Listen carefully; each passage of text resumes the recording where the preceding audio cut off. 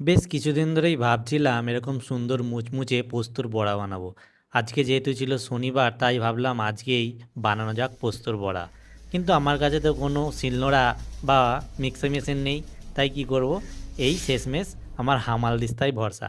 তাই হামাল দিস্তায় বেশ কিছুটা পোস্ত ঢেলে তার সাথে একটু নুন দিয়ে বেশ খানিকক্ষণ ধরে প্রায় 20 মিনিট ধরে এইরকম সুন্দর একটা মিহি পেস্ট তৈরি করেছি। ভাবলাম ভালো জিনিস খেতে গেলে একটু ধৈর্য তো ধরতেই হবে। তারপর সেখানে একটুখানি পেঁয়াজ কুচি আর একটা কাঁচা লঙ্কা কুচি দিয়ে একটুখানি বেসন দিয়ে সুন্দর করে মাখলাম। যেহেতু আমি আগে একটুখানি নুন দিয়েছিলাম তাই আর বেশি লবণ এখানে দিলাম না। তারপর জল দিয়ে সুন্দর করে মেখে নিলাম। আর মেখে নেওয়ার পর আমার এই ননস্টিকের তাওয়াটা গরম করে তাতে দিয়ে দিলাম তেল। যেহেতু বেশি করিনি, আজকে প্রথম করছি, তাই একটুখানি টেস্ট করে দেখা যাক যে এটা কেমন হয়। তাই এই 5টা বড়াই আমার হয়েছিল। তারপর বেশ কিছুক্ষণ ধরে ভাজলাম প্রথম পিঠটি, বেশ লো এবং মিডিয়াম আছে। তারপর এরকম সুন্দর একটা কালার এলো। তারপর উল্টে পাল্টে আরও একবার ভেজে নিলাম, ভেজে তুলে নিলাম।